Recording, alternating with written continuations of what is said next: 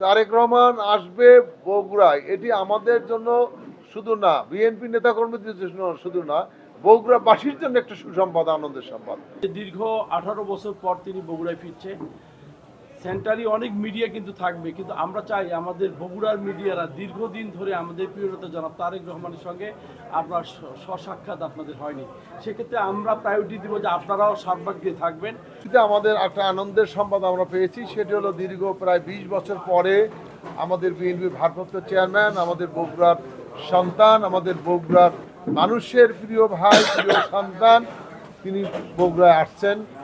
11 তারিখের সংবাদটি আমরা পেয়েছি। রাত্রি যাপন তিনি বগুড়ায় করবেন এবং পরের দিনে আমরা একটা প্রোগ্রাম রেখেছি, সেটি হলো দোয়া মাহফিল।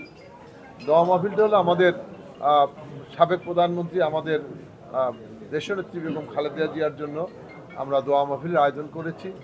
আমরা বগুড়াকে সত্যি সুন্দর করে সাজানোর আমাদের অনেক ইচ্ছা ছিল, কিন্তু জেনেছেন যে আমাদের প্রিয় নেত্রী দেশনেত্রী বেগম খালেদা জিয়া মৃত্যুবরণ করায় আমাদের সেই আমেজটা থাকবেন। তবে আমরা বগুড়াকে অবশ্যই, আমাদের চেয়ারম্যান আসছে, আমরা স্বাগতম বিলবোর্ড দিয়ে তাকে অবশ্যই স্বাগতম জানাবো।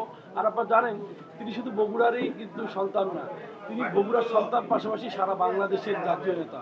সেক্ষেত্রে বগুড়াবাসী তো থাকবেই, আর বগুড়াকে উপলক্ষ করে উত্তরবঙ্গের ম্যাক্সিমাম জেলায় কিন্তু বগুড়ার দিকে তারা কিন্তু আসবে। আমরা প্রত্যাশা করছি এই আগমন সুন্দর এবং সফল করার জন্য আপনাদের সকলের সার্বিক সহযোগিতা কামনা করছি। আর আমরা ইনশাল্লাহ যেদিন আসবে আরও শীঘ্র যতগুলো ডাটা পাবো, আমরা মিডিয়াকে অবশ্যই আপনাদের সহযোগিতা পাওয়ার জন্য আপনাদেরকে অবশ্যই সেগুলো আমরা জানাবো।